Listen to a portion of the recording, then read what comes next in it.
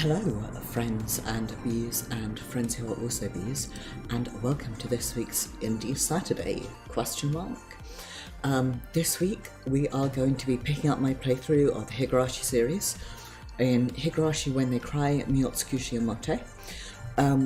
I will be honest, it's been a long time since I played this game, so when was this?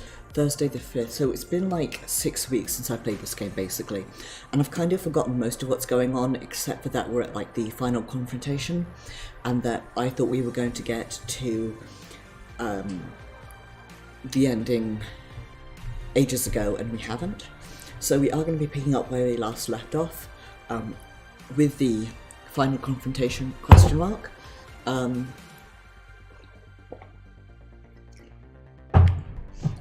I have a cold drink and a warm drink, just in case, no matter what my taste may be. So let's get started, shall we?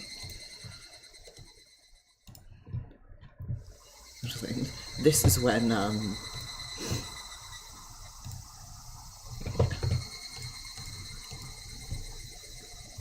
this is when abruptly it doesn't work anymore, right? Let's just jump straight in. Okanogi already knew that H-173 dispersal operation failed, but he made a point not to inform Takano about that. It wouldn't make a difference if he informed her now, because he reached an agreement with Takano that allowed him to reach the summit. Right now, Okanogi was thinking about just one thing: the ringleader that made today the worst day of his life. He didn't want to admit defeat until he managed to fire at least one arrow in revenge. The battle was already lost. The only one who thought otherwise was the princess, although even she might not believe it. The squad members fell prey to all sorts of traps and surprise attacks, so Okanogi permitted all the injured and the soldiers who wanted to leave to retreat, aside from his personal squad. The police and the Sonozaki group members were probably waiting at the end of the mountain trail to apprehend him. Despite being seriously injured and covered in blood, the princess turned her medical staff away. She was so exhausted it was hard enough just to walk. Even if they could engage the enemy, there were only a few people on the team with the energy to fight. Eventually, the slope gradually became gentler, and the survivors of the mountain dogs arrived in the forestry hut near the summit. The forest opened up a little bit, but the sky was completely obscured by overgrown tree branches and leaves. Thanks to that, the airflow was poor, and the soft grass underfoot felt warm. They seemed to know everything was beyond ruin. Their numbers, their strength. At this point, they were inferior in every capacity. So even if they met with all their force, the outcome wouldn't have been surprising. All the children who'd driven the mountain dogs to ruin today were here. They fought today with all their might. Despite being overwhelmed from beginning to end, and even though they should have exhausted all their physical strength, they should be standing over there. God only forgives the victor. The honour of victory is in spirit. So we need at last. Damn it. You're the leader of the mountain dogs? That's right. And isn't that the little lady I kidnapped over there? Okanogi put strength into his heavy arms to point his pistol towards Keiichi and the others, and on that cue all the squad members behind him held their guns up at once. I'm Phoenix 1 of the mountain dogs, Okanogi. I'd like to show some respect for your leader. Tell me your name. Keiichi Maebara. Keiichi took a step forward as he said that. The operation was actually being led by Mion and Stoko, but he likely wanted to keep the guns off the clan. Pretty sharp eyes you've got there. I'm envious. Okanogi smiled as he muttered that, speaking from the heart. He had clear eyes that shined in the dark. The strength of his will was dazzlingly reflected in those eyes. I forgot to mention, the plan today is to go on for 3 hours or until we finish and get the good ending. Whichever one happens first, unless we get the good ending in like the next hour, in which case I will do the bad endings as well. It's difficult because I don't think doing the bad endings will take up a whole stream, but I don't know. So, we shall see. Although, saying that, I thought the same thing about the bad endings in a previous game, and those took... Let me check actually, super quickly. The strength of his will was dazzlingly reflected in those eyes. Okanogi wondered if he ever had eyes that looked like that, but thinking that was telling of his age, he shrugged his shoulders and smiled bitterly to himself. Right.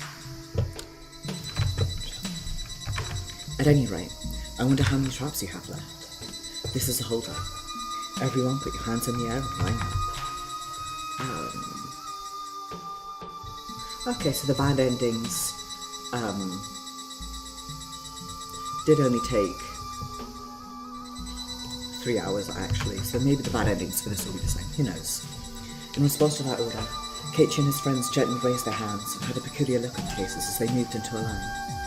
1, 2, 3, 4 people. 4? What happened to Rika Furude? Rika tripped and hurt her leg, so she's resting in a hut nearby. But just so you know, there are traps set up all around it, so if you get too close, be prepared to experience a nightmare. This is already a nightmare. To be honest, we're no longer interested in Lady Rika. Rather, I'm much more interested in you guys, especially the one who set up these traps. Oh dear, terribly sorry about that. Your men are far too noisy for my tastes.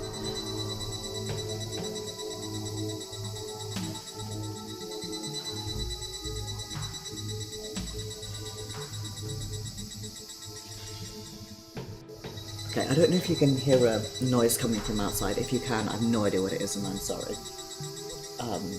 My window is pretty shut because it's getting colder, so it's like all the sound blocking I can do. I was going to say, I'm glad that this is the last one that involves these guys primarily. I'll do the prequel and then I'm moving on to the bonus arcs. Because I can do new voices and I don't try and have to imitate my old, especially my Satoko, Rika, and the worst one of all is my Reina voice. Your men are far too noisy for my tastes. To be clear, you're in my strike zone, so it'll be more of a pick-off throw than an intentional walk. I'm not even aiming for the catcher. You don't have to tell me. Whoops, wrong button. The traps here are frightening stuff, the likes of which you'd never see on a foreign battlefield. And I'm impressed that you guys can keep calm and act natural in front of an enemy. There's a bit of a trick to that. After all, nothing set up by humans can't be seen through by other humans. Satoko generously tilted her head to the side and smiled as she said that.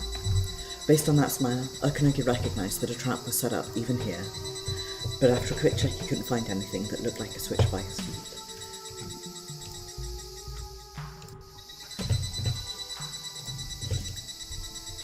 Then, maybe up above, pardon me, he looked up as he pondered that, but the visibility was so poor that he couldn't see clearly. What should he do? Move forward? Or force them to come to him? Or maybe just open fire straight ahead? No, that would be far too humiliating. Get down, right where you are. Lie down on the ground. After feeling lost for a while, Okunogi ultimately opted to drive him into a corner, preventing them from running or fighting back. Keiichi and the others calmly followed the order and slowly squatted down until they were lying on the ground. As Okunogi considered taking some of them hostage and using them to get the police, suddenly he felt there was something odd about the way Satoko lay down in front of him. Hey, you. That moment. Huh? He heard the sound of the rope tightening, then multiple paper bags came swinging from all directions with tremendous momentum, colliding right in front of him. And there was some flower-like substance packed inside. No, the flower itself was the weapon. It was scattered through the air by the extreme momentum, bathing the surrounding area in white haze. If I'm not wrong, flour is also quite flammable.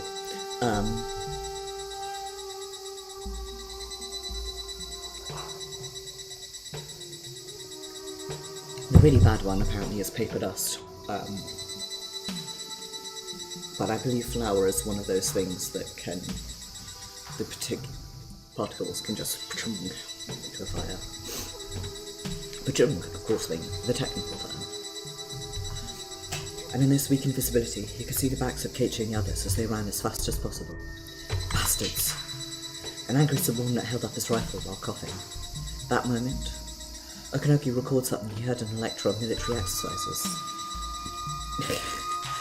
Yeah, what did I just say? An enclosed space at a constant temperature with dust and the gunshot acting as the ignition source? Everyone, get down! Stop, you're going to cause a dust explosion. Great way for factories to catch on fire. Do not fire. Wikipedia. Shit, god damn it.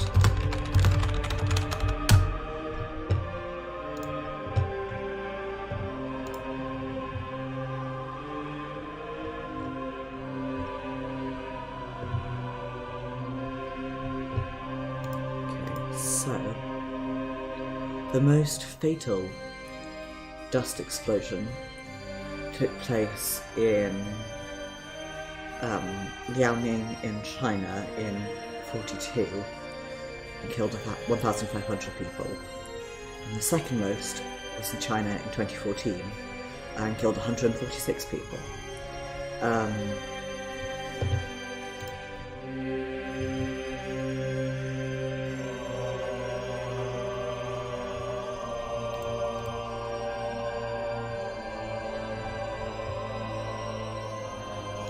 Anyway. Dust explosions. Do not mess with them. Shit. God damn it. As I desperately descended the mountain path and headed towards the shrine where the medical staff was stationed, I began crying without even realising it. The tears came spilling down my mud and blood-soaked face. My throat ached, my wrists and my back too. No, my whole body felt sore like I'd been bitten all over by insects. It was painful and unpleasant. I'd been scratching at it all this time, and a slimy feeling came overflowing from inside. How obnoxious, how irritating. Was this flowing liquid sweat? Mud, or my own blood? I was too miserable and exhausted to even make certain of that. Every time I inhaled, I felt sharp pain in my stomach. Probably a cracked rib. My feet were unfamiliar with hiking, so they'd been screaming for a while now. Every step I took, the soles of my feet felt like walking barefoot. My heels and toes were crushed to the point of blisters and bleeding. My knees were shaking like they had no power left in them, and my senses were so completely dulled that I wanted to doubt these were my feet to begin with. Why did I go wrong? What went wrong? Who on earth made this mistake? Desperately thinking about the cause, getting angry, swearing and sneering at it. And as my haggard breathing finally cut off, I felt a sense of emptiness. How much time and effort did I spend to get to this position? How much pain and humiliation did I have to endure until I could build up this strength? Nobody else knew. They couldn't. Only I knew. I alone had been holding on to that. And yet, the thing I dedicated my life to, that I was finally about to obtain, was so fragile that it could be broken down by the power of just a few children. How cruel, how sad, how lonely, how trying, how cold, how painful. So much that I wanted to die. However, I don't want to die. Death won't save me. I let out a disgraceful howl while sobbing and clung to my life. If I die here, if everything ends here, what was I even born for? And why did I live until now? Both of my parents died. I was left all alone and sent to a hellish facility. And it was my grandpa, Hifumi Takano, who rescued me. He'd been pouring his heart and soul into Hinamizawa syndrome research. And I'd been working hard up until today to inherit the will of the person who managed to give me happiness. No, I've been trying to make his work known to people all over the world. But if I die, if I'm eliminated from society, who's going to remember Hifumi Takano? Who's going to bear witness to the life that he and I shared? So I'll go on living. Live. I'll definitely survive this. And even if I'm dragged through the mud, even if I'm looked down on and despised by people all over the world, I'll regain my power and come back here. And then I'll definitely get my revenge. Against this village, these people, this time, and fate itself. I'll kill them. Kill them all. Those fools who refuse to recognize us. I'll kill them all.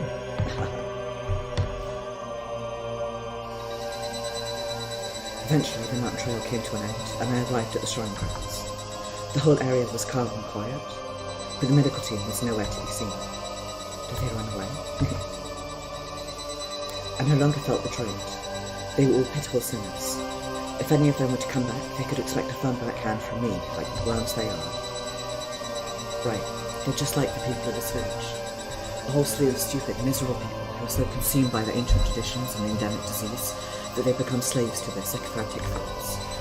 Cowardly, ignorant people who want to be ruled by some king, rather than challenging the rules of their society. So I will return to Higurashi. And when I do, my ideals will be realized. It will be a literal utopia. Here, I will become a god, and my curse will be forever passed down and carved into history. A savage god awakened from a long slumber thanks to the Damn War, who will curse the non-believers on the sacred night of the Higurashi. Those events year after year culminated in the resurrection of that god. It's the revival of Oyashiro-sama's influence. Let them regress to their primitive fear of the curse. So this is especially weird given what little I know of the prequel, which is what I'm going to be doing next, so you can get it installed.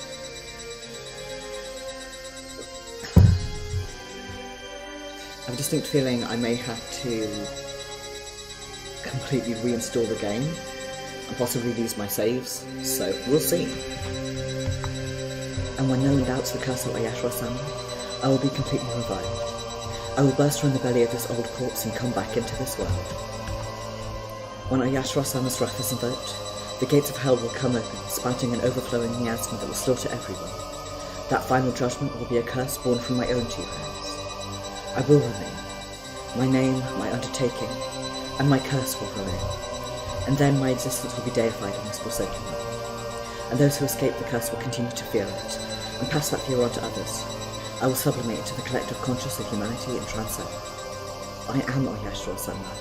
You're insane in the brain is what you are, Takano. I am the curse of Oyashiro-sama. Worship me and be fearful.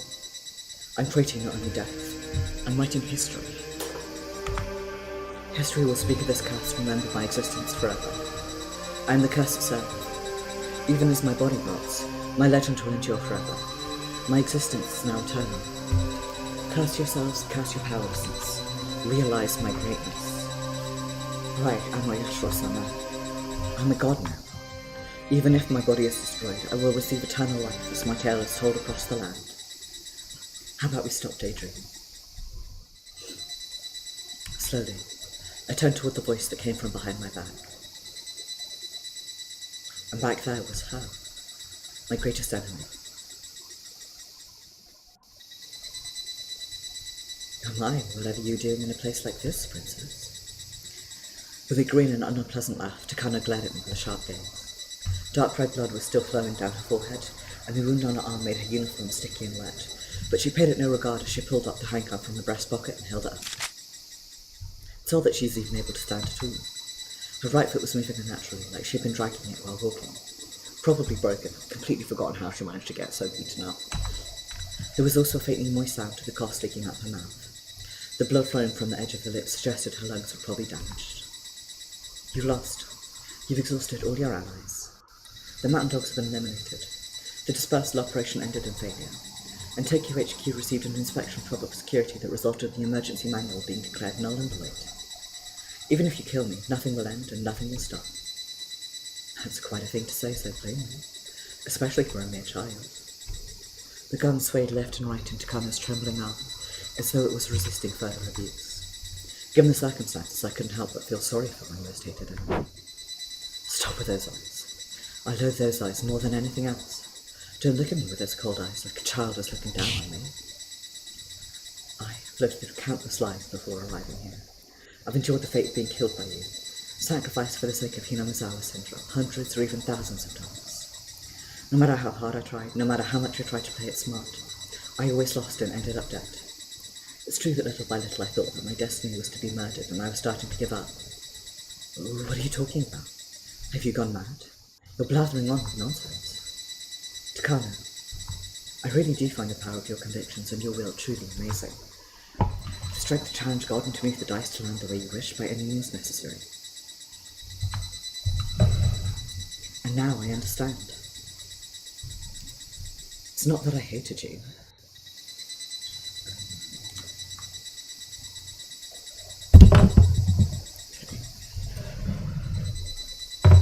I trapped my phone.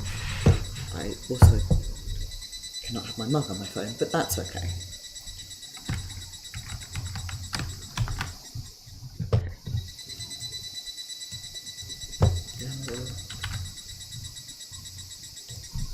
It's not that I hated you. I'm sure I was envious. Enough. Stop with this creepy lecture. Takano pulled the trigger and fired a bullet at me.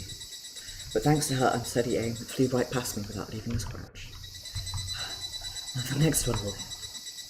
It took so long. Really, after such a long time, I finally arrived here.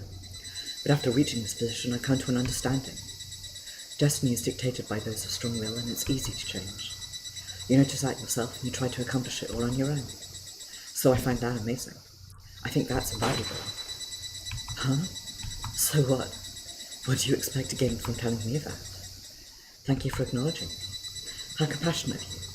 What's the point of these compliments? But I'm sorry to say, I still can't help but hate you. And don't think I've lost you. No matter how much you beg for your life, no matter how much you try to cheat your way forward with honey words, I will hate you. Forever. And I'm going to kill you.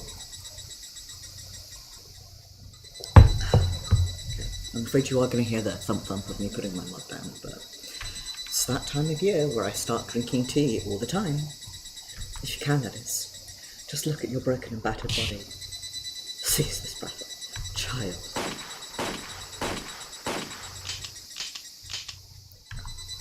Just a little while ago. That's the strength of my will. A strong heart, one that seeks to go on living for the sake of others, and to safeguard their happiness, will never yield and never be defeated. Your failure to overcome that is proof of your strength of will, that your strength of will is insufficient. So your bullets won't hit me. You can't kill me. I had enough of your ranting. Takano swapped out the magazine on her pistol by beating it against her crippled right hand. And then she raised the gun once again, but the strength in her feet gradually dwindled. She wobbled to and fro, fighting as hard as she could to not fall down, coming to arrest me for video game crimes. My strength of will is insufficient. Insufficient? Don't give me that bullshit. Do you have any idea how much suffering I endured? Licking up mud just to get here? I always believed in the magnificence of my grandfather's research into Hinamizawa syndrome. He poured his heart and soul into it. I had to let the entire world know. I dedicated my whole life to showing the fools who ridiculed my grandfather's ideas that he was right. Do you have any idea how hard I worked for that? Do you? If you're going to insult me by calling me weak will, I'll tear out your tongue to make you stop. Very well, then come. If you believe in fate and wish to claim the seat of the god for yourself, show me you can do it with your own two hands. In a fit of rage, Takano pointed a gun straight at me, and when she pulled the trigger, the bullet was fired directly at my chest. I could see it. Even in this state of frozen time, I could clearly see the lead bullet rushing straight towards me, along with the distorted ripples emanating from behind it. We've run the Matrix time now. Yes, that is the will of Miotsukushi. It was the embodiment of the black soul that opened its jaws to consume the fate I believed in. And I was standing before this overwhelming power that I'd never once overcome, always succumbing to my fate. But it's different now. I've abandoned that weak, hesitant Rika Fruda, along with those abominable memories of the past. I've thrown it away. So I won't be afraid. I'll show you that I can grab hold of my fate, my future, with my own two hands. You have to move. Can you do it? Yeah, I'll be fine. I was tied up in a wall of air, trying to rob my body of freedom. The ripples of the dark fate right in front of me had my limbs entangled, so even if I wanted to move, my reaction slowed like it was made of lead. But this is not the power of the god. Well, not now, and it's not something fate decided. This is the power of Miotsukushi will put into action. In other words, it's not absolute. Kate already showed me that. The only way to escape these shackles is to overcome that will. Ken?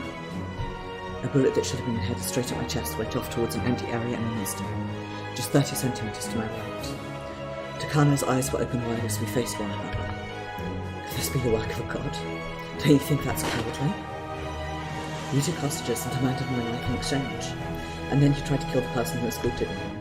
Hearing someone like you call me a coward doesn't bruise my conscience. Conscience makes me laugh. Shut up!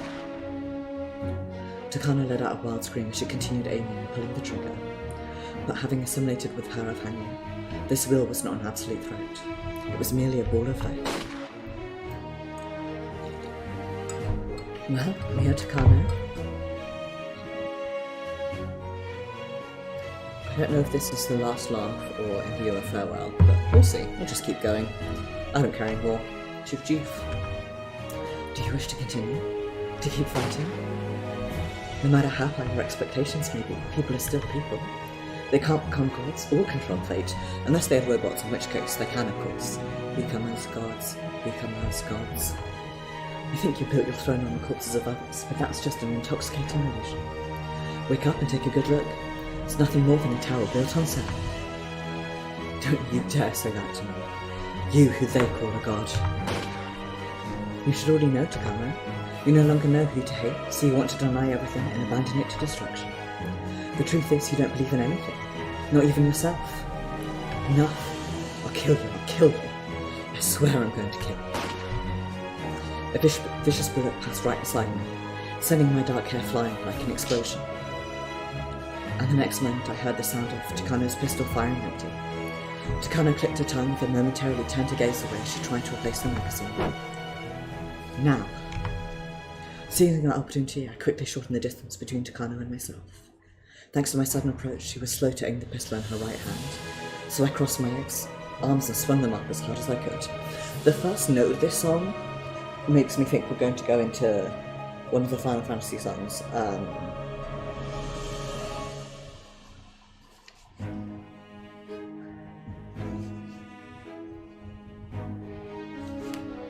Completely, I think I'm thinking of the old Shadowbringers theme song, the one that, if you're on the Shadowbringers login screen for long enough, it went into. The pistol was flung out of Takano's hand by the surprise attack. It landed on the cobblestone path in the shrine grounds, and I immediately jumped over to grab it. However, turn away. Takano immediately regained her posture and pushed me away, sending my body crashing into the pavement. By the time I managed to get back up, Takano had already loaded another magazine into her anger. Her breathing was harsh and her shoulders were drooping as she turned to face me. I'll kill you. I'll kill you all. Takano stared at me with intent to kill, and approached me with a blood-drenched smile on her face. I wiped the mud and sweat from my face with a clenched fist as I ran towards Takano with not even a shred of fear in my heart. Just then, Takano's neck suddenly came into view. It was stained red from scratches, and dark blood was pouring out all over her throat.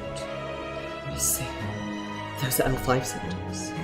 Miotsukushi was now trapped in a nightmare, just like Keiichi, Shion, and Reina before. What can I do?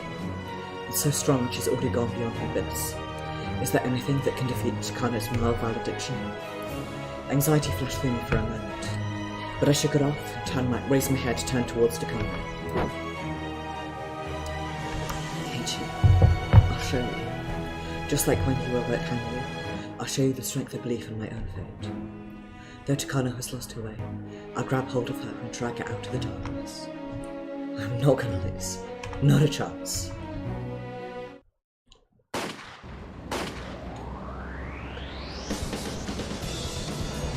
Ouch.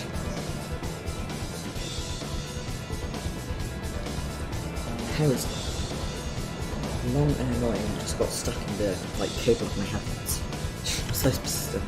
They're still chasing us. Dying. She leaned out the passenger side window and tried to use her binoculars she swiped from the police station to look back. But she shrieked as a bullet grazed by her nose, then ducked her head onto her back inside. Careful, don't stick your head out. We'll be an easy target for Snow. Oh, that's just as true even inside. As Shion held that retort, she picked up the rearview mirror that had fallen by her knees and held it up to Akasaka. The face of the mirror was shattered and contained 3 bullet holes. And it wasn't just the mirror. The rear windshield was completely shattered, and the front windshield had a spider web of cracks running along its surface, making it hazy and hard to see through. It was a little better in front of Akasaka's view from the driver's seat, but it still seemed like it would be a good idea to break the glass just to improve visibility. I'm going to alt tab for a second.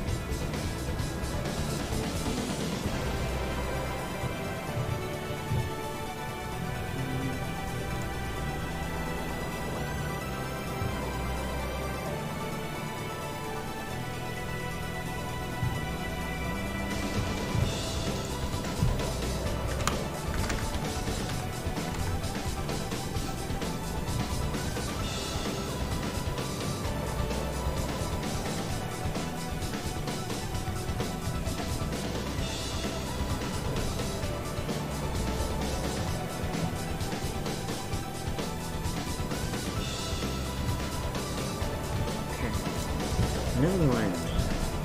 Trying to find a song like that I found, but it's called Break the Glass just to improve visibility. But they're closing the distance. Incredible.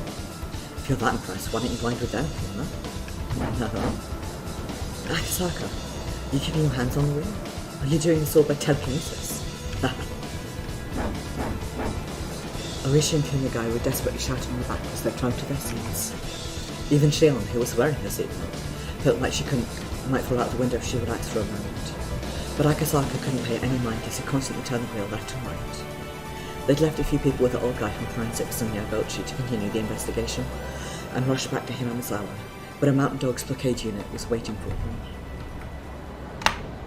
They successfully broken through the blockade thanks to Akasaka's skillful driving, but after that they hopped in a van and gave chase, leading to this dogfight. And since they were nowhere near the village, the enemy didn't hesitate to use firearms, so they turned Oishi's car into a highway. I need two. Just realised. Oishi, let's fight back. We're in danger if we don't do something. Didn't I tell you earlier? Firing a new Nambu at this distance is useless. I'm not some Olympic athlete. Hey, Shion, give me that gun. You're a suspect and a minor. Oishi quickly grabbed the gun from Shion's hand as she tried to disengage the cylinder. Looking more closely, he realised it was his own gun. Dear God, when did she do that? It's like watching something out of a Hollywood movie. I feel numb. I've always dreamed of this. When I dream of murdering people saying something so absurd at a time like this, Kuma. But after all, the detective's got a firepower. I've decided. Starting tomorrow, I'm going to put more time into target practice. You don't need to practice your sharpshooting. This isn't a western. Besides, the only firing ground is back at Prefectural Police HQ. Then I'll achieve greatness and go to Prefectural HQ. As an old detective from the crime trial once said, if you want to do the right thing, achieve greatness. No way. This guy was going to run wild with gun in the Oishi imagined reuniting with Kumagai after retirement and seeing Magnum slow in his belt, which sent a chill down his back. The place to go if you want to do that is America. No doubt it was worse in the 80s. Even in the middle of the conversation, bullets were flying over Oishi's head. Akasaka's temple shook as a bullet hit the windshield right in front of him, and a giant spiderweb finally spread into his view. However, Akasaka didn't seem concerned. He slammed his handgun into the windshield. Pow! The characteristic sounds of shattering glass rang out, and a strong breeze started blowing in from outside. That's refreshing. Akasaka? Are you seriously the same Akasaka that I used to know? These guys are pea shooters and they want us to eat lead. Times like this, you just have to rock and roll. Aka scooped away the blood flowing down his forehead with a thumb and licked it. He was acting very crass, but it seemed like he might have moved beyond dependable and into dangerous. Did something just pop out the skylight on that van? Like what?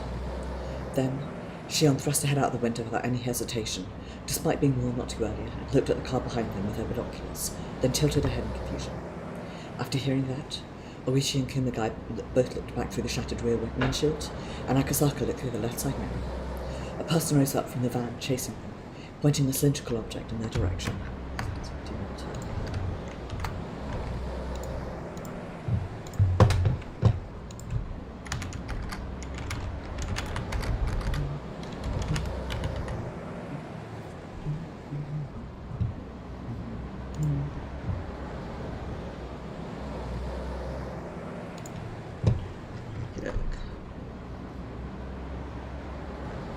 PS2 version.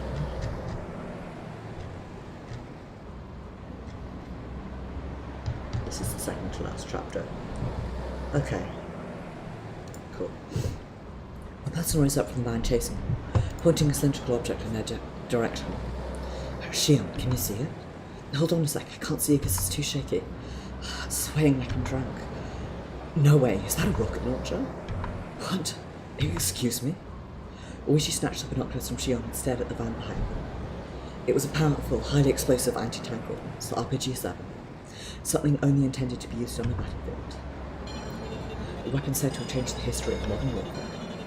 It was a fearsome weapon with a range of hundreds of meters, capable of taking out most tanks in a single blow. In other words, the advent of this weapon ushered in an era where a single infantry unit has the firepower to take out a weapon that could repaint the history of warfare. That was the RPG-7. Bring them in as close as possible, only have one shot. Let's eliminate them with a single blow. The RPG-7 fires unguided rockets, so it's difficult to hit fast-moving targets.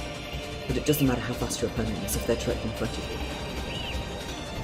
Thanks to the way cars handle, sudden movement to avoid it would inevitably result in the car rolling over. If you invite them into that, there's no need to even hit. Even if they only had one shot, Firing from behind gave the mountain dogs too big an advantage. The car right in front was already full of noise, and the driver was heavily fatigued, as was evident from the notable awkwardness of the car's movement. And they were driving down one of the few long, straight stretches of road near the village. In other words, this was the perfect opportunity. Yet, a little closer. Pull them in at a distance less than 100 meters. Understood? Continue monitoring distance. Speed up. The man sticking out the sky at the line quickly set up a muffler box under a seat to stabilize his posture, then assumed firing position. The rocket had an irregular tip and an eerie glow to it. It looked like it was licking its tongue at the once-in-a-lifetime opportunity to lap up its prey. Distance 200 meters, 150. Prepare for attack. He placed his finger on the trigger to RPG set. Everyone brace for impact. 100 meters, fire. Nothing fired. Was it a dud? That moment, the man who was measuring the distance, while leaning out the window, felt terrified. The man holding the RPG clung to his shoulder as he dropped down into the car. There was a lot of blood on his shoulder. No way did a sniper get him. A sniper. No gunshot heard. Distance unknown. Direction is... Quickly peeking out from the same skylight was a mistake. The man holding the binoculars and trying to determine the direction of the sniper was hit by a shot from the sniper, just like the previous man, and fell down into the car. This time too, it was as if they were aiming. No, they were definitely going specifically for the tip of the shoulder. 2 targets neutralized. Yeah, I can see that. Excellent driving. Even in a bad, it's hard to keep your aim steady. Got a lot to say about that hit, Lieutenant. Continue to fight back. Roger, good luck with the driving. Finally, Tomitake has returned. He has not lost. I'm so used to him being long dead by this point that him being around is kind of weird. Tomitake opened the backseat window and leaned out once again. The heat and accompanying wind roughly stroked his cheeks, and while on these shaky, poorly maintained roads, he clearly stabilised the aim on his gun. At the same time, the people in the van leaned out and aimed their guns as well. The firepower was exactly equal. No, the other slightly had the advantage in terms of numbers. The road ceased being straight and began meandering like a snake. That led to some occasional intense swinging around inside the car. Shooting under these circumstances would be extremely difficult. However, it seemed that the mountain dogs couldn't withstand the tension. They were firing bullets that had almost no chance of hitting as they wildly swerved down the road. The bullets occasionally struck the body of the car, causing an unpleasant metallic sound inside. Lieutenant Tomitake, it's dangerous to lean out like that. It's alright. There's no way these lizards can hit me. If you're my students, you'll have to start over from scratch. In this sort of situation, you need to read their movements, predict their behaviour, fire in accordance with that. The stream may be cut short by the fact that my throat is hurting suddenly. God only knows why. Warm drink is not fixing it, so... Aim and don't think. Plunge in with a barrage when you can. Like this. Tomitake measured that he had sufficient distance, analysed the road conditions, timed a shot, and fired. His shooting style was something that the people he knew would fall in love with, never losing control, even in an intense firefight. Still, it's not too heavy on power, so there's room to grow. Even in the irregular position of leaning out in the car, Tomitake was able to make excellent use of it and achieve an outstanding hit rate. The opposition had poor gunmanship, so only a few shots were able to hit, but his shots edged precisely where he aimed. Based on his elaborate shooting, you'd never guess they were using the same gun. The disgusting sound of that was well engraved into the body of the man, reminding the men of Tomitake's power. Shit, that guy's a crazy good shot. Who the hell is he? No way, that's... Lieutenant Tomitake? He's still alive? A hair-raising shudder ran through the mountain dogs in the van. It was the worst possible thing in their current situation, and they didn't even want to think about it. And right now, it was chasing after them from behind. That's ridiculous. And even so, look at the distance and on a curved road. How's he able to hit when it's impossible for us? I've heard stories. Lieutenant Tomitake was transferred to a desk job after an accident, but he was a shooting instructor in an unconventional warfare unit during his instructor days. Cool. What's that? So this guy is... Tomitake's shots were gradually hitting closer and closer to the driver's seat, as if coaxing them to surrender. They already understood the situation. These were precise, threatening shots, despite being fired from a disadvantaged chasing position. And moreover...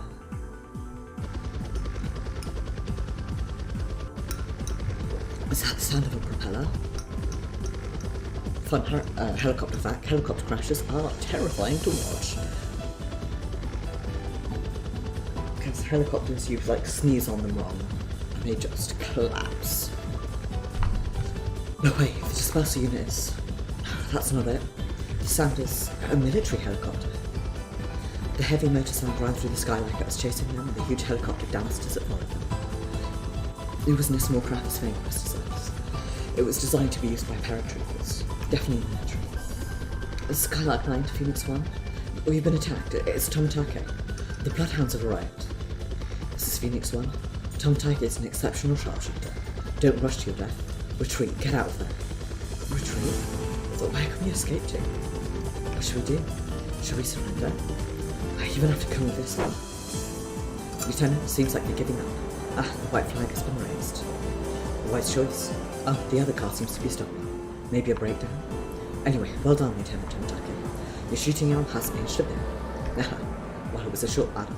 Would have been tougher if it went on longer. When Tomitake returned to the car, he flashed a thumbs up towards the driver's seat.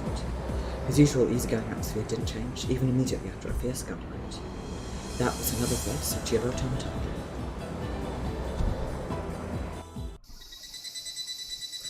Tomitake, you're alive!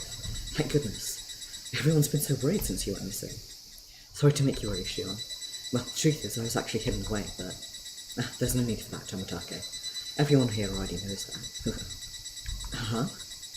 With a vacant expression in his eyes open wide, Tomitake looked at the faces of Shion, Oishi, and Akasaka, all covered in cuts and scratches. Indeed, even though Tomitake thought he needed to explain what he was doing here suddenly rushing in, everyone looked completely cool and composed. The Bloodhounds, the combat unit reporting directly to Tokyo, and you service their liaison to HQ, right, Lieutenant Tomitake? Who on earth are you? Sorry for that introduction. I'm an Inspector Akasaka of MPD Public Security. You may already know me as Tomitake Mark II. Then, you're the guy from Public Security Rika was talking about? Yes, but there's no need to worry. I've no intention in doing anything about the Hinamizawa matter. Unfortunately, Rika is in danger at this very moment. Please, lend us your aid. Lend my aid? What are you asking me to do? Uncle Tomitake, please, and explain everything on time.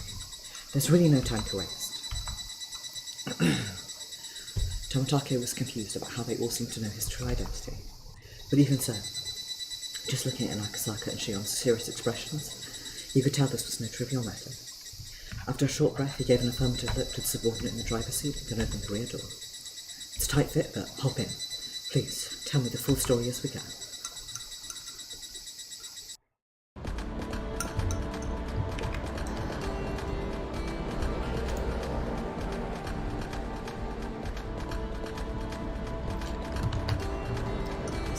Under Miotsukushi Smart Dogs unit, which reports directly to the Area Institute. Shots have already been fired on the ground. There's no time. Requesting weapon use permission from the Bloodhounds. This is Oka, the research department. Permission from upper management has finally come down. They're under your command, Lieutenant Tomitake. Carry out your mission immediately. And it seems arrest orders have been issued for Major Takano and Lieutenant Okanoku just now, and also orders to immediately regain control of the Area Institute and disarm the mountain dogs. I leave everything to you, Lieutenant Tomitake. That's all they said? Yeah, as of now, the Bloodhounds are headed out to suppress Takano, Okanoku and the mountain dogs under their command. Paratrooper advance unit is going to enter at the lumber yard near the summit, and ground forces are going to be waiting on the shrine shortly behind this car. To support those ones, many jeeps can be seen in the rearview mirror. So how strong are they? These Bloodhound guys? As long as they're not the Bloodhound gang. If the mountain dogs are a multi-purpose unit designed for covert security operations, the Bloodhounds are an elite unit dedicated exclusively to combat. The equipment and human resources aren't even comparable. It'll probably be over in an instant. Akasaka had mixed feelings on his face as he heard that. Seeing that level of resistance, the mountain dogs had continued their resistance until the last minute would be just pointing out. Everyone here had no idea how many life or death crises today had entailed. If that was the truth, it would be nice to just go home and sleep like a rock. After enjoying the temptation for a little while, Akasaka suddenly spoke up. Tomitake, what should we do? What are you asking about? We have to help Rika, Satoko, and the others. Everyone is still out there fighting. I see. I mean, even I would like to help. I still haven't fulfilled my promise. Then let's go. This is no time to give up. Tomitake straightened his expression as he said that, then looked straight ahead, and then his mouth seemed to faintly move, but his words didn't reach Akasaka's ears. time allowed to evade bullets was gradually getting shorter and shorter. My injured leg still hadn't healed and it was getting painful. Honestly though, I found it amazing. Takano's willpower allows her to keep pushing, even after Kano is fine. I guess it's not just a dream.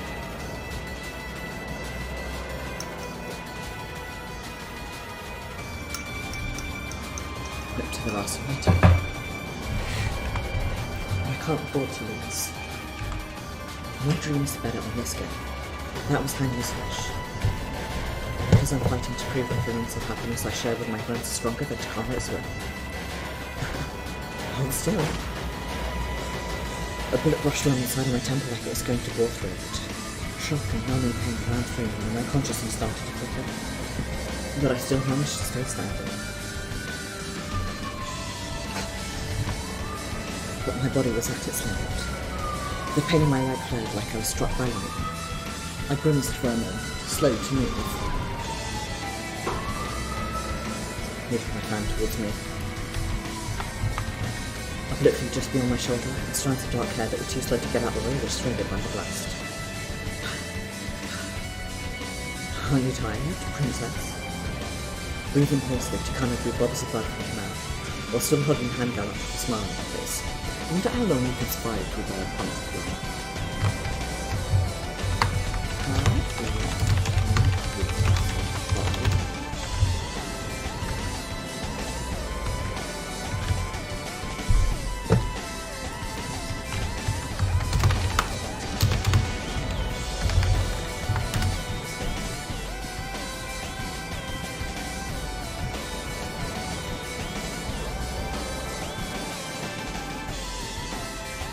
That's long, not fun, but...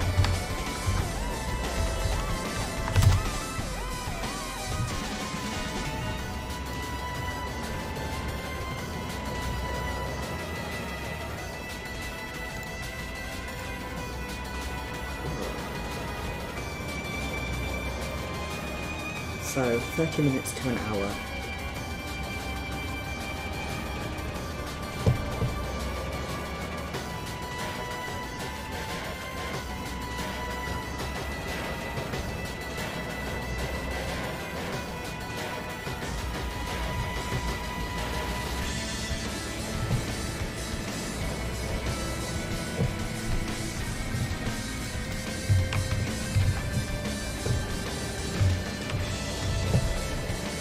Her handgun with a smile on her face. But tenacity. Such strong power over her. On the other hand, my body felt slightly slashed, and the nasty smell of blood rising from the back of my throat was painful. My heart was throbbing violently like it was at its limit, and my breath got caught in my lungs multiple times, leading to severe coughing fits. I was dizzy. Every joint in my body was trembling and aching. With things as they are, wouldn't it be easier to just fall to the ground? How many times did those dark whispers reach me as I tried to get my rough breathing under control? Rika, you alright? After being in my body for such long absence, was it always so heavy? Even while trying to put on a bold front, a strange sensation was welling up from the depths of my heart. This pain and suffering is proof that I'm even here right now. How wonderful, what a precious sensation. I shifted all my attention to Takano. Now I'm betting everything on the truest of this, competing to see where the dice are falling. Anxiety crept in the moment I realized, and I went into desperation. It's scary, it's dreadful. Felt like my feet were going to freeze many times over, so I struggled to maintain my courage. Are you doing alright, Henry? You used your power this many times, I'm not sure how much you can. That doesn't matter. No matter what, this is our last chance. Last chance? What do you mean by that? Take this.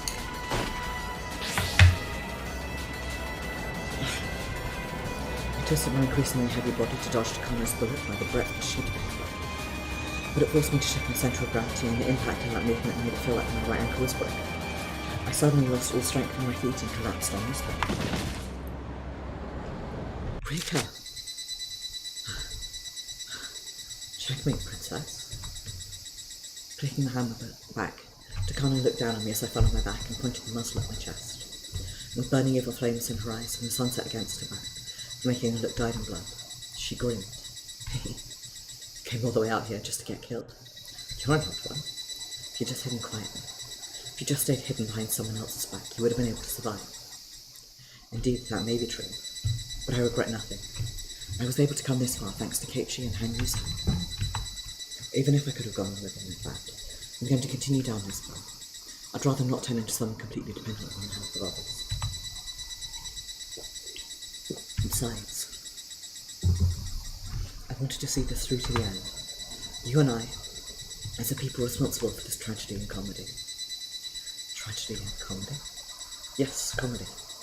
In this cold rural village that can be easily overlooked, not only by the world, but even by Japan, we're fighting for our lives just to say our egos. It's all just a farce. Don't you feel the same way, Takano? Yes, we're actors in a comedy. Trying to move the nation with a single endemic disease and getting so many people involved, acting like fools. Even though there's nothing to be gained from it. Right. So I thought I should acknowledge the strength of your feelings for your grandfather. My existence is unnecessary. You are the one who controls fate. And even I myself thought it was strange, but I was smiling. I haven't given up, I haven't abandoned anything. In fact, it's the complete opposite feeling. But after hearing the answer now, somehow I knew it was different. What? The oppressive smile vanished from Takano's face. I sensed a faint unrest in the colour of those eyes, while I myself felt surprisingly calm. And I remembered the words of my friends that I heard through hanging. So, I want to do things right this time. Rika, will you let me help you? Then take a good look. Witness the resolve of the next head of the family, Mion Sonozaki. You told me that friends can share their burdens with one another. Reina feels the same way. Keiichi, Rika, you're not being a bother at all. I'm happy to hear that you want my help. And that's the kind of person you are, right? Rika Furude is my most proud, most treasured friend. So please, keep on struggling to go on living. This time I'll be the one to guide you, got it? Even if it's hard to believe, you have to keep on believing. I feel like someone once said that. If you can't reciprocate their trust, you're not even qualified to believe in miracles. I'm on your side, no matter what. I'll believe any crazy story you tell me, and I promise you I'll crush whatever throw is threatening your life. Thank you. Somehow I'm really glad to hear that. Thank you for granting a coward like me the time to think it over. I'm still a doctor. Can't accept this, even if it costs me my life. During this long journey through thousands of reincarnations, I thought everything was the same, repeating over and over. I thought that in the end it all amounted to nothing. But that's definitely not true. They accepted me. They believed in me. There are people out there who pray and wish for my happiness just as much as I do. I'm not alone. My life is not mine alone. So, I can't die yet. I can't afford to lose again. Because I'm one of the strongest club members, Rika Furude. In the end, you're all alone. But that's not the case for me. And that's why you will succumb to your fate in the Takano. Bullshit. Doesn't matter what you say. You will die and I will survive. Goodbye. Go to hell, Rika Furude. Rika. I do love spooky Rika. That's right. Calmly. Even I felt surprised by how quietly I muttered that. It was a strange feeling.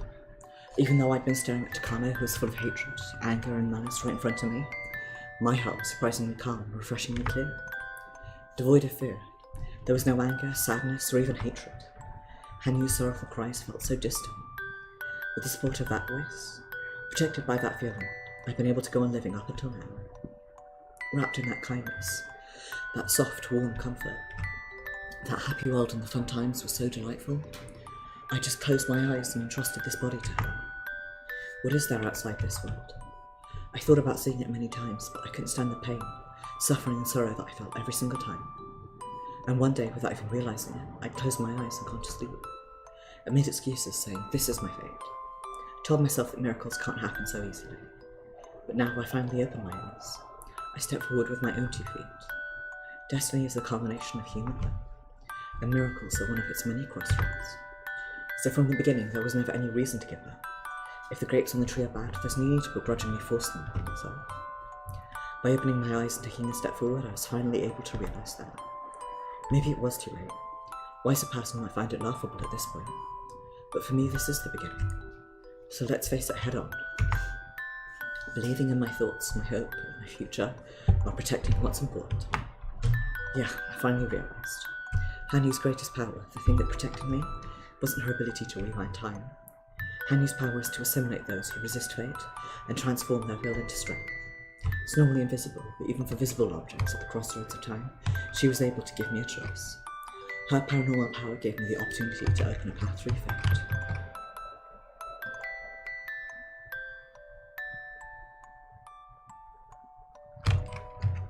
And that's why I understand. I'm the Shrine Maiden of the Fude family. I'm not the reincarnation of Oyeshi or Sanyu, but I share the same blood as Sanyu. Memories revived within me. They must have been from the distant past. I hurt someone precious with my own hands. Someone irreplaceable. My best friend who was always by my side no matter what. No, my mother. An evil, murderous instinct coursed through my entire body. I despaired and trembled, so I accepted everything as my own sin. And I turned my blade on that person, ready to return to nothing. Even if I'm slain, I'm glad. In fact, if I were to lose my life, I would wish it to be at her hands. But in the end, she didn't fight back. Even as I shed tears, even as the pain struck me and I was covered in blood. Quite the opposite. In the end, she saved me. Yes, that's why. I must not despair. It's not an option. This is the life protected by Hanyu.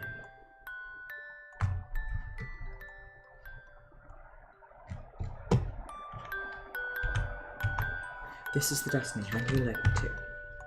All I can do is rejoice in its preciousness, continue breathing strength into that soul, and just go on believing. So I won't be defeated. I won't succumb to Takano's bullets.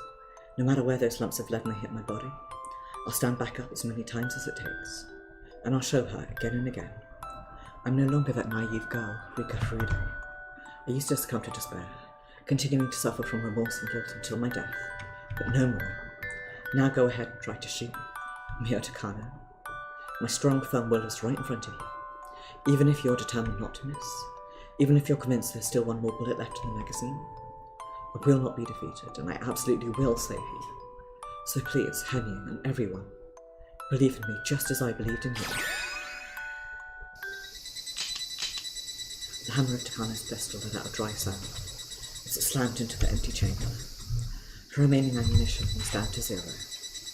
Takano's bullets could no longer claim my life. This was truly the end of this ridiculously childish farce. However, it was all thanks to the will of myself, Hanyu, and the people around me willing to stand up and fight. And above all, defeating Takano for the very first time was proof of our victory over fate. Before long, the bullets had been exhausted, so Takano crumbled to the ground while laying out a dry life. She tried to swallow up the magazine, but it slipped and let out a rattling sound as it rolled in front of me. Takano. Pathetic. Even at this distance, even after hunting you this far, I can't hear you. This is the final standing of a human who challenged God. So this is the end of a pitiful woman? She let out a heavy dry laugh with no strength behind her. Takano turned her gaze away and looked up at the sky. What was beyond that line of sight? I couldn't understand.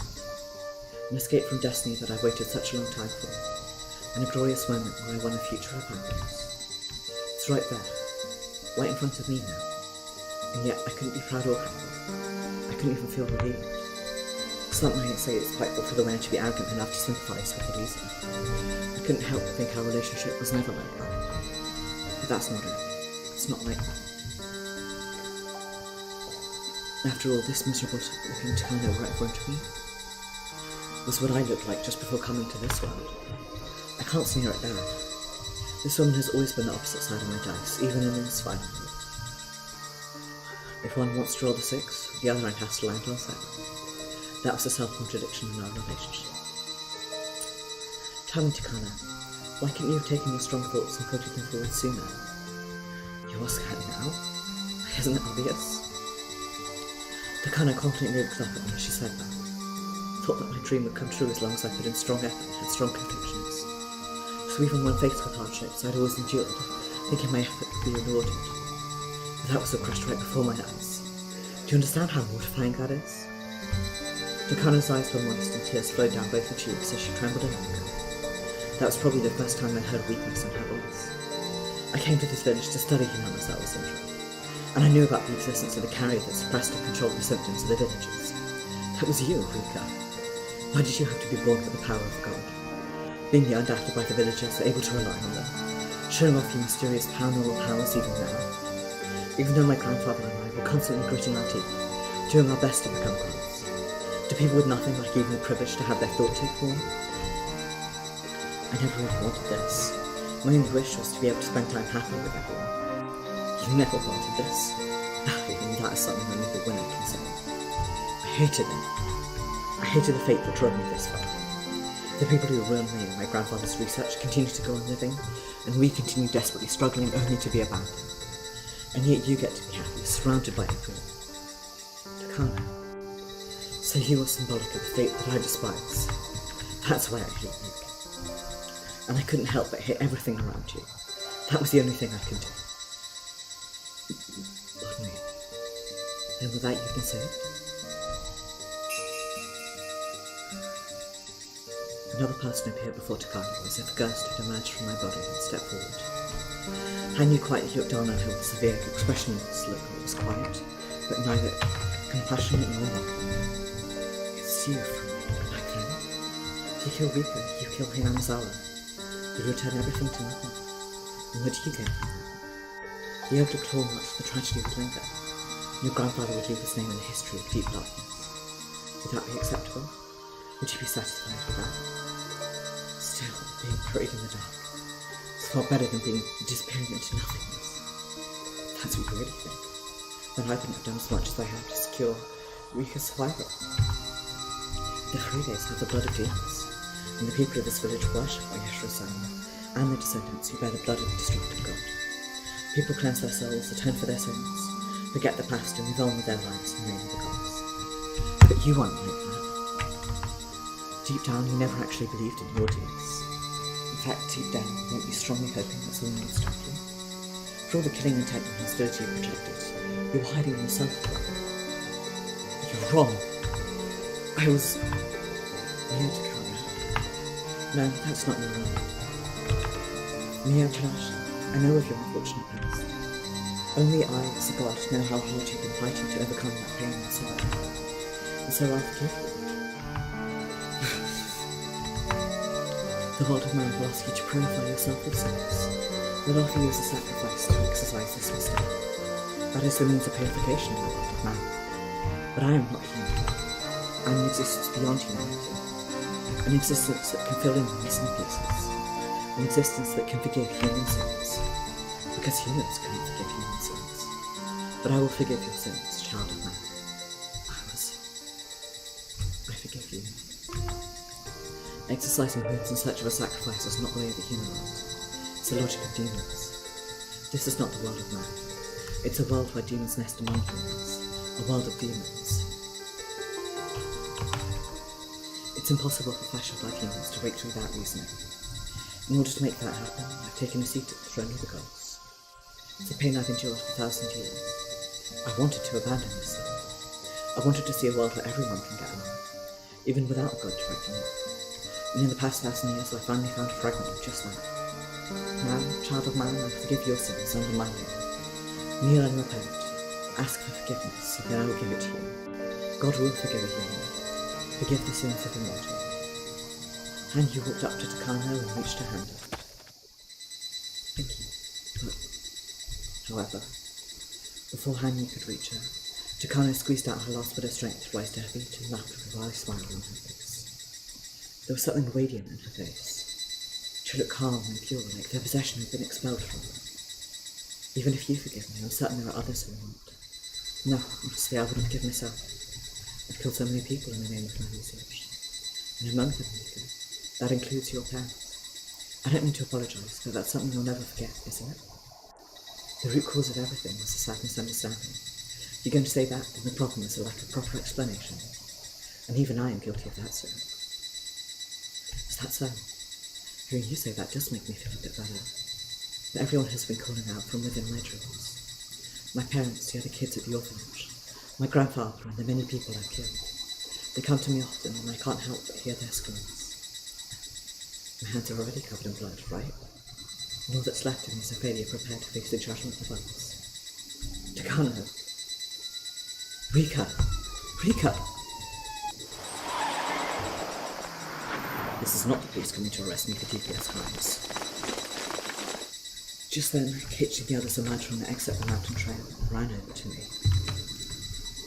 And almost at the exact same time I could hear footsteps coming up the stone steps, likely the detectives and the people from the Sun Cycle. No, that was not. It wasn't just the police who emerged from the stone steps. A sniper squadron equipped with specialised weapons seemed to be in the forefront, and they jumped up at once to set up their rifles. These were probably the riot police dispatched by Prefectural Police HQ to infiltrate the clinic, and that all their muzzles were aimed straight at Takano, right in front of me. No way. These guys actually assassins sent from Tokyo? So you finally come. Takano slowly looked back when she saw them, and then she stood tall using strength I didn't know she had, and turned straight towards the sniper squadron. Come on, shoot.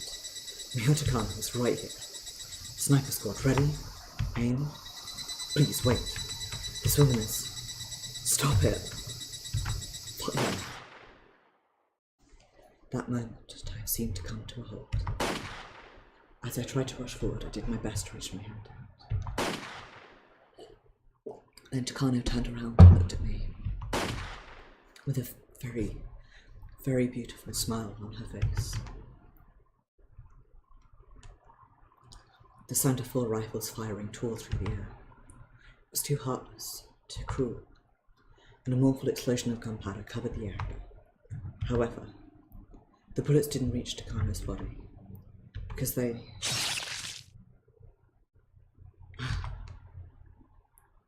Oh no. Hanyu was standing in front of Takano. All the rifle bullets had caught in her body, and then she collapsed to the ground. Hanyu! Goddamn idiots! Who gave you permission to fire on an unarmed suspect? She's a dangerous criminal, so the central office gave us orders to fire the moment we found her. And who specifically gave that order? If you look into it, I'm sure you'll see what kind of connections that person had. Who are you? With what authority do you even have to be here? Inspector Akasaka of MPD Public Security. Pleased to make your acquaintance. Although your position is about to end in ruin. Chief Inspector. Oh, I thought I recognised that name. He's, on shipping Saturday.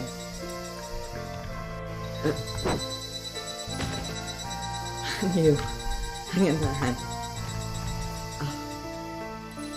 Stunned by the sight of the god of Hinamisawa falling right in front of me, I held her and called out to her as hard as I could. Takano was standing and looking down, with an expression that said she still couldn't comprehend the situation. It can't be. Did she seriously take my sins upon her own body? And to go so far for someone I hated? A god that I swore I no longer believed in? Did this for me? But that time didn't go on for long. I've got the end of... I'm going to have to look up what song it is.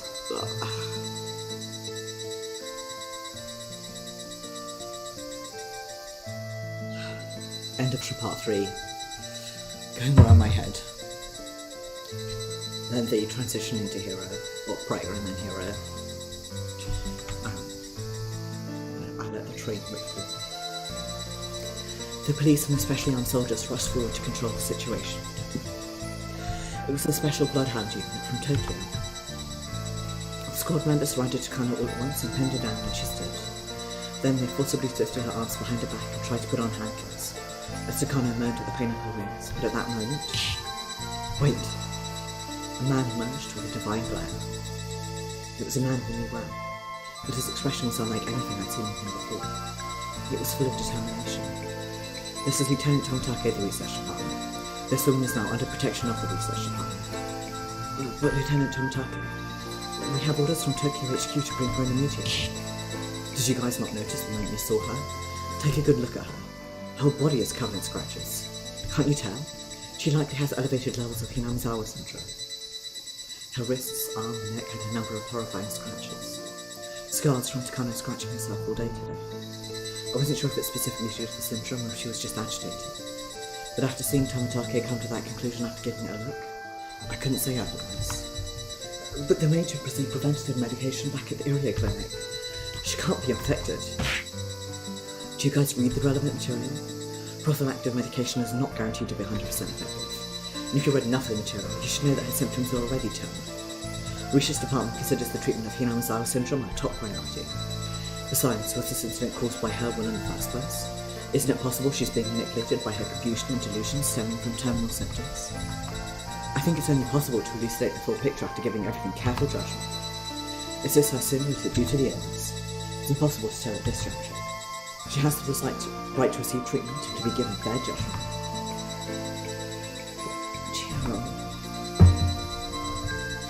She should be immediately transferred to the Area Institute to begin testing for the onset of elevated symptoms. Contact Lieutenant Colonel Irie so he can prepare a treatment regime for Major Takano. The Major will be closely monitored going forward and all actions will be restricted. For further information, have Senior Command communicate a request for the Research Director, Colonel Rika. The squad members communicated over the radios, but essentially they seemed to have no objections. Their role only extended until her arrest. Interrogation and any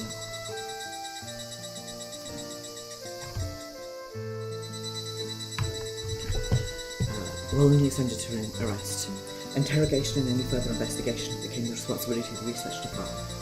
That's what the research department is saying, then it's fine. Tomotate walked towards Takano, who was kneeling on the mat. He suddenly gasped, seeing her caked in blood. Tomotate felt his chest tighten while gazing at Takano in the miserable state of having lost her. The loneliness she must have been holding on to. The sadness of losing your place to return. Why couldn't he have noticed sooner and been more understanding? Everything came to him. Really, it was far too late. But even so, Mr. Takano. Takano looked up at the man she once loved with confusion in her eyes as he held out a hand to her, and then she dejectedly looked down. Tomotate gently hugged her body as muddy drops came spilling from her eyes and down to the ground. It's alright. It's alright. And this time, Tomotate made no mistake in the words he wanted to convey. I came here to get you, Mr. Takano. I'm sorry for being late. The words she never wanted to hear, but at the same time, the words she truly wanted someone to say. So she was saved. Miotsukushi was finally embraced by a grateful warmth. She was overcome with joy and able to rest in a still tight heart.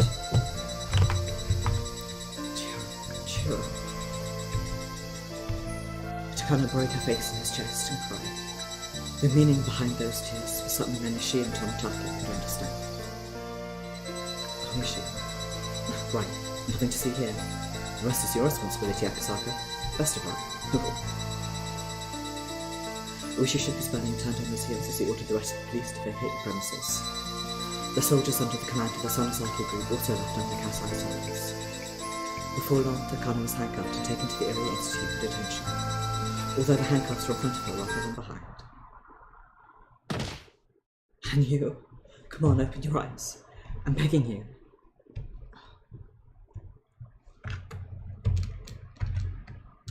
Rika was desperately calling out to her. Hanyu slowly opened her eyes. This was a space where time had stopped. It was a world where nobody could move and nothing could be heard aside from us. Hanyu!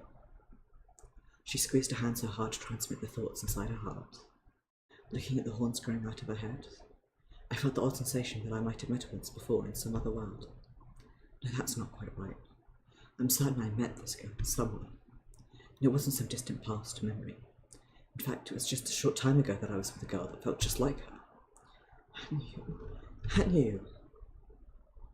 Rika was shedding tears while clinging to Hanyu's hand with both of her hands. While gazing at her, Hanyu wore a warm, reassuring look on her face and smiled. I had a dream. A really fun, lively, and happy dream. Then I'll read your cards from right to left. A 3, 4, 7, J, Queen, Jack, Queen. Even if you try and hide your cards, I can see it. Oh. Sorry, Hanyu, but this one is the Ace of Spades, right? Yoink. So you finally realised it, Hanyu? Remember your baptism through this entrance exam? Me? Keiichi still has mixed feelings about his own entrance exam. Come on, Keiichi, should you really be saying that? Hanyu, you can go for Keiichi's far right card, okay? Ow. I'll take that. That's dirty. Now I'm gonna have to go into serious mode. You've incurred my wrath. Hanyu, do you want to go home from your first day of school, suddenly wearing sprouting a tail and wearing a collar, walking on all fours? Oh my, such a thing feels suitable for Keiichi. Sounds great. I'm gonna take you home with me. I want to make Keiichi do an embarrassing punishment too. Excellent suggestion. This old man is on board. Why does it feel like I want to see it from all directions? Because you are. Fine then. I'm gonna make every single one of you walk home on all fours.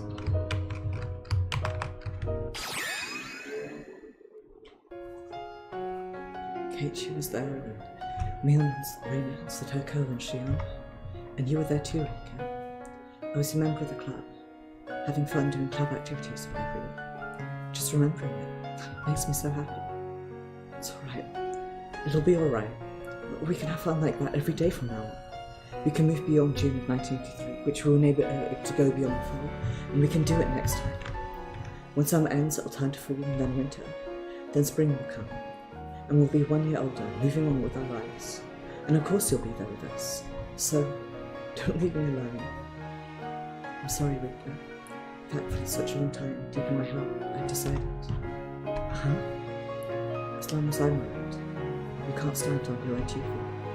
Anytime you had trouble, you could expect me to be there and rely on you. So I was planning to part ways with you, just as soon as your fate opened up to new hope. When that day came, I would... No. Besides, Rika, they're not alone. You have Keiichi and Yovis. They're there for you, Rika. And they always will be. I can't do anything without you. Oh my god.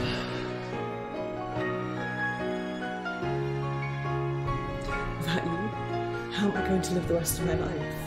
I don't know. Rika, you'll be fine. I believe you. Now I'm finally able to believe you. She said that. And you gently stroked Rika's teary cheeks, like soothing a child. I don't know what's on the road ahead, but we'll face it together. That's why everyone cherishes the life they live and the people they meet. It may be scary, you might be betrayed, you might even be hurt. But it's precious, because it's the path that each and every one of us treads for ourselves. And you can understand and respect that everyone else is walking a path of their own. And you? I saw a reflection of my old daughter-in-law. And I wanted to stay by your side, always. I always wanted to be with you, so I kept selfishly imposing on you. Really, I'm so sorry. Selfish? Who said any of that was selfish? Rika vigorously shook her head, and every time she did, tears went flying around the air. I'm glad I was able to know. Spending time with you was so much fun. I can't imagine a world without you. I don't want to. So don't go, Hanyu. Someone has to disappear at your beak, a selfish coward like me. The Fruity family, the descendants of Omote. I hope that you can be happy forever. And in order to make that reality, I'll become a demon. I'll become a god.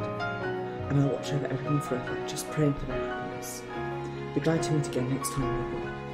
If I'm nearby when you die, I'm sure I'll be sad. So if that's the case, when it's time to leave, I'll go first. Let your heart freeze. Wear your emotions transparently. Accept it as it is, watch over everything. Yes, that's what I found. And for this girl who looked just like Rika, I couldn't do that. That was my mistake. My greatest sin was getting Rika trapped in eternal suffering and anguish. But even though it was so painful, I'm happy I had the chance to meet you, Rika. And surely for the sake of that, I truly feel like I lived a good life.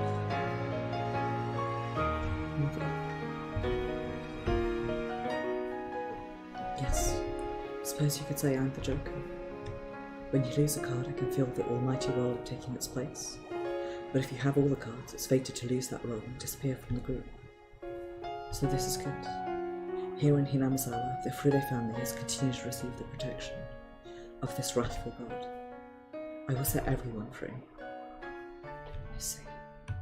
So you're the Hanyu that Rika has been talking about? I'm sorry, Keiichi.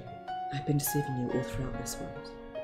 I borrowed Rika's form and quietly infiltrated your circle of friends. I'm so sorry. As soon as I heard that, I'd been holding a strange feeling back that I noticed a while ago, but now I was convinced. Right, we all thought it was Rika, but it was actually her long-term companion, Canyon, who had taken her form. So even back then, if I wasn't you, would you still be on my side? Huh? Rika, what are you talking about? Please answer me, Keiichi. Even if I'm one of your friends, would that really be okay? I was able to join your circle of friends, and it was really fun. It made me so happy. Even if our time together was built on lies, for a person like me who has been hated and called a monster, that time was an irreplaceable treasure. No, it can't be. We've been saved so many times thanks to you. We were only able to protect Reina and Satoko because you were there. Keiichi, so you were already one of our friends, Henry. You're not a monster. Doesn't matter who said that, it's not true. Thank you, Keiichi. Just hearing you say that, I'm really glad I was able to. Honey? Rika, you are a strong person. It's my fault for never noticing that too. But you're far kinder than anyone else. You're full of the will to go on. So I'm certain you will find happiness. I believe that from the bottom of my heart. And you, Keiichi. Rika is my precious child, so I leave her to you and your friends. So please help this girl find happiness. Always. Yes, I promise, I swear it. All of us will keep on looking out for Rika forever. Hanyu had a delighted smile on her face when she heard that, and when she gently closed her eyes, her body gradually became bathed in a bright light. Hanyu, no, stay with me, please. I'll always be with you, because... As she said that, Hanyu was wrapped in light and then disappeared. That moment, the world around her slowly turned white and blurred as it melted away. Hanyu, because I'm the guardian god in this village.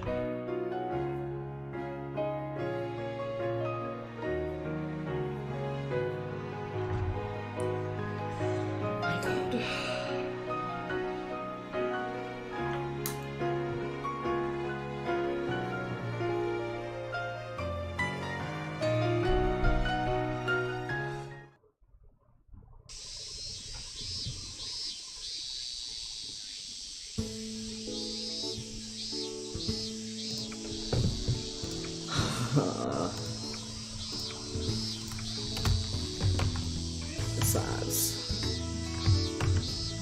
Big sighs.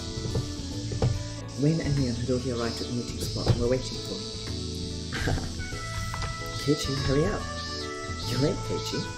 Alright, 5-second countdown. 3, 2, 1. Whoa!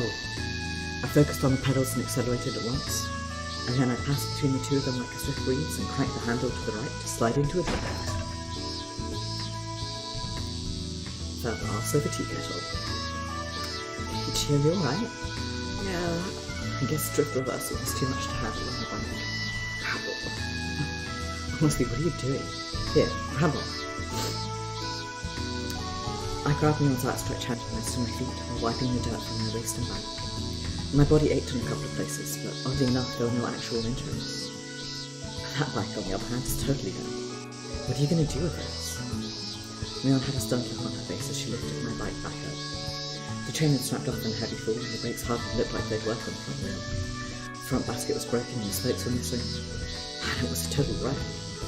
Seriously, Keiichi, you take things way too far. Even if you're the club member that healed the fastest, that doesn't mean you should go challenging the principal to a battle. You were the one who thought up that punishment, Neil. But the principal seemed impressed. He said you're the only one since the water challenge me dressed like that. That's our club leader, right? That was an excessive price to pay. Yeah, from now on you can call me King the end of the century. New century is still a long ways out. By the time that comes around, there'll be a new stage in my life. Huh? A new stage of your life? You're talking about marriage? What? Why are you saying that?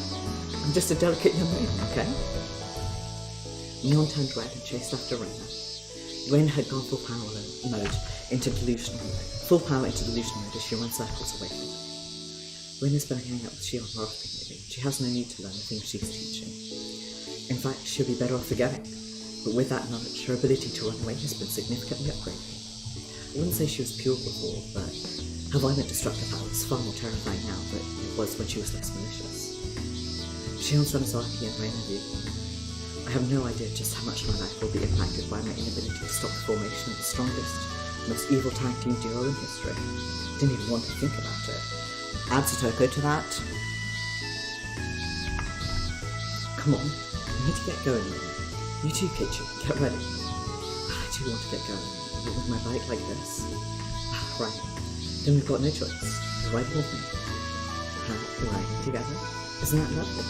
With Kichi driving and me behind me. Come on, let's get going. Kichi, you're just gonna have to run. Huh? Me and me? Hold on. You want me to go on foot? You think I can run that fast? Hey! This is the future we always dreamed of. Having fun. Lively experiences every single day. A happy time when we're looking forward to tomorrow so much we can't sleep. Over here. Hey, over here. Shion, Satoko and Rika were impatiently waiting for us at the entrance of the shrine. Higurashi, find what they're having today. Maybe we shouldn't have invited Shion to 2 games together. What are you saying?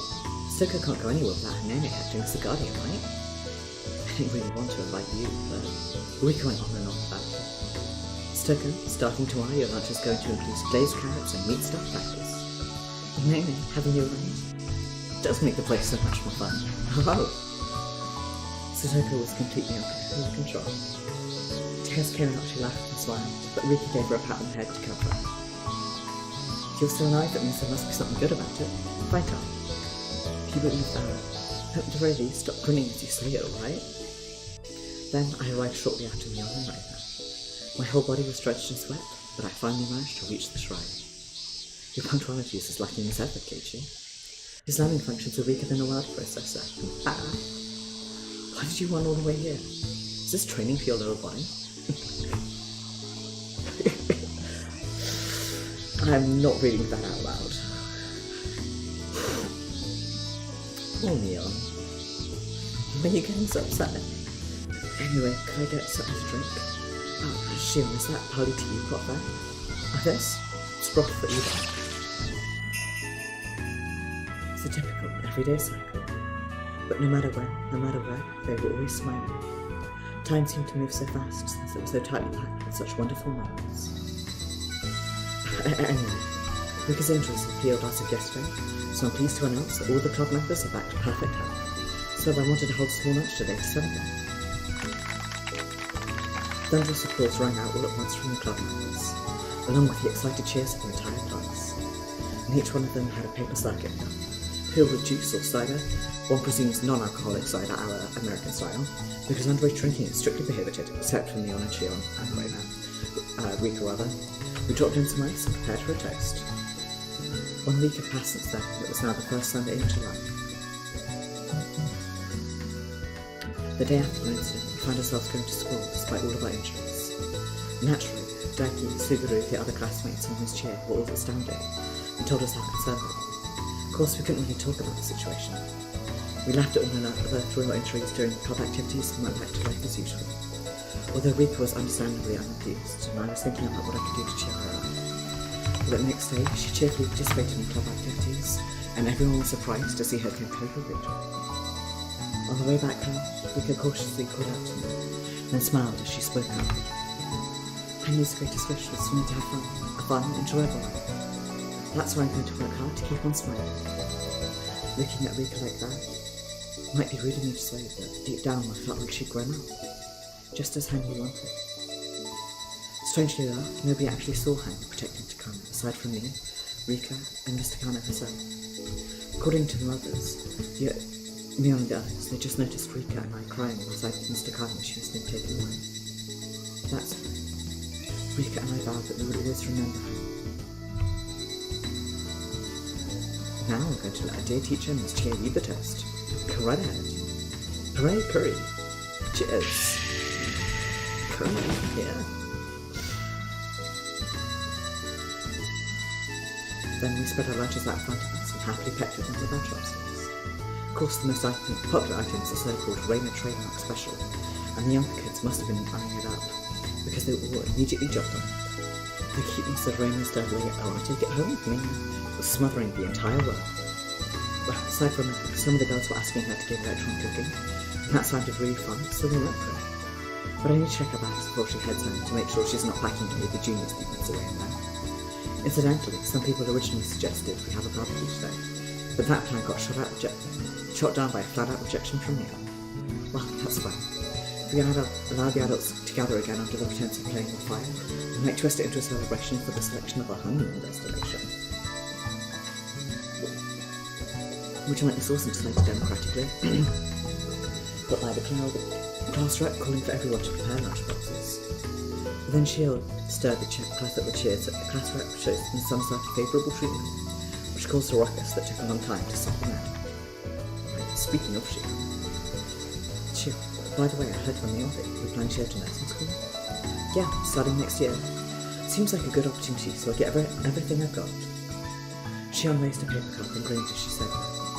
It was easy to imagine she was pursuing that path of Satoshi's. That's certainly part of it, but that's not all there is to it. I've been doing some thinking, and I come to the conclusion that healing people is more fun and rewarding than hurting. Don't you think? Rich words from arguably the most vicious and murderous person in the game, but heck, there we go. Stoko, watch out. If your nurse isn't killed quickly, Shion might end up the nurse in charge of your care someday. Upon hearing that, Satoko's face twisted to resemble the painting scream. She let out a flashy eek. What a nightmare. Such a thing would be a living hell. Hold on, Satoko. What's that supposed to mean, huh? Come on, it's just a joke. Being serious here. Besides, I can't imagine Shion as a nurse at all. After all, nurses have to endure difficult exams and practical training. It's a tough job with a lot of responsibility, we have to work hard day and night. It'll be fine. I'm at least better at studying than you are, sis. Answer me this. What is the capital of America? New York. Eh? She got it. No, that's wrong. It's Washington, D.C. And how long are you guys going to keep fighting these low-level battles? You guys seriously motivated to take your exams? We're surrounded by so many friends. By helping and being helped slowly, little by little, we'll be able to move forward. Thinking about someone else's happiness, and that same person thinking about mine too. From that point on, everything was very calm. Stoko's symptoms have dramatically improved since the incident. Unfortunately, Hinamizawa's somewhat syndrome research project is still scheduled to end in 3 years as originally planned. Thanks to the samples and data gained from Stoko's treatment, they're likely to find enough clues to lead to a powerful, if not perfect, treatment regime. The coach was happy to say that if things go well, they might be able to eradicate the disease before the project comes to a close. Each of us is finding the right path, walking down. And the path ahead may be narrow, but it's strong and it's definitely bright. Yes, there was still hope.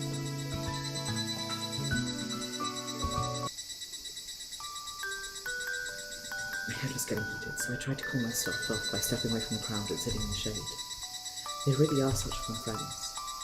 I really am having a wonderful time every single day, and that means everything. I've attained a precious, irreplaceable treasure.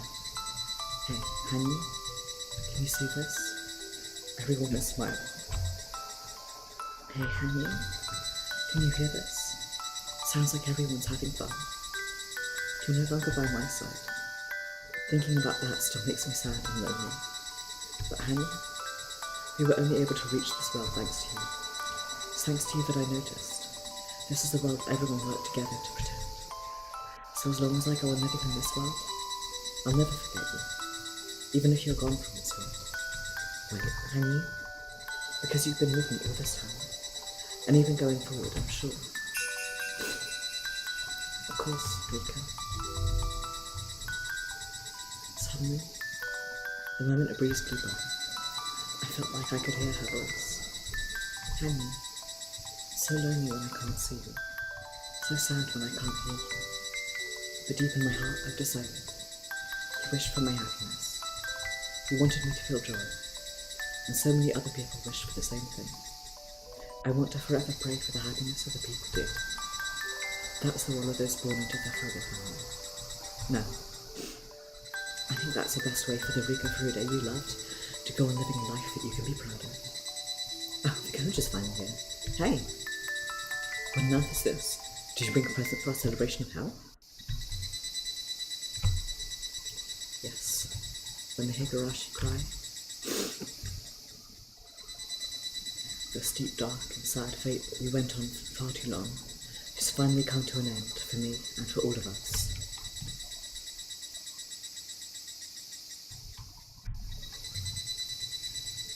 At this very moment, that was all I could think about.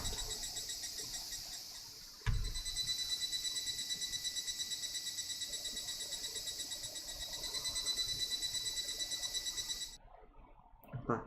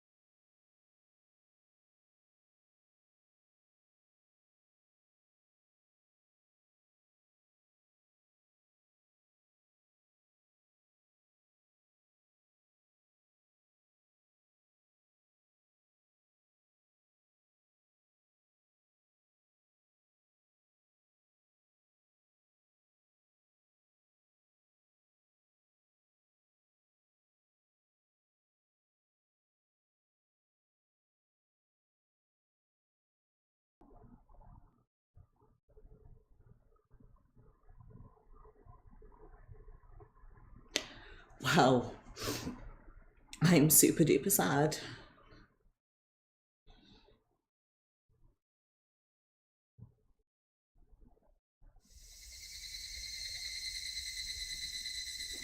Now, in terms of time, I probably have time to do the bad endings. Let's see, I believe there's only 2 of them.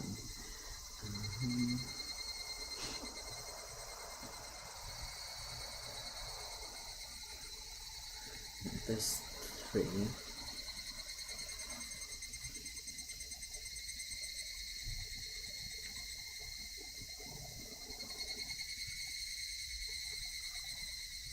Oh, is there a 7th mod down?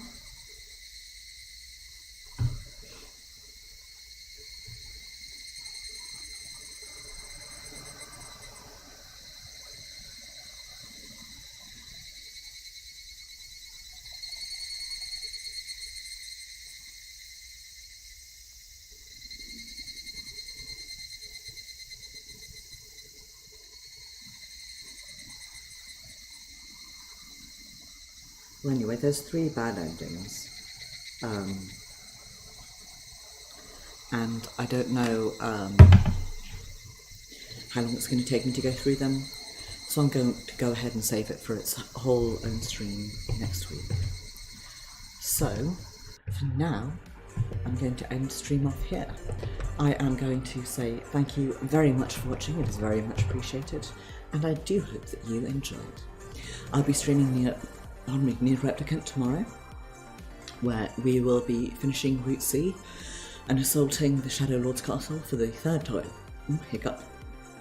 Then on Tuesday it'll be Final Fantasy XIV, where I'm going to continue getting my alt through the main story and then working on getting him through some of the remaining side story stuff. So primarily the raids. I'm going to do both at its own time separately. Next Thursday will be Destiny 2, where I will hopefully actually properly and wholly get caught up in terms of the questline. And then next Saturday will be more Indie Saturday, where I'm going to get the bad endings for Higurashi When They Cry, Miotsukushi, Omote. So thank you very much for watching, I do appreciate it. Do have a wonderful evening, be excellent to each other. I shall see you guys tomorrow.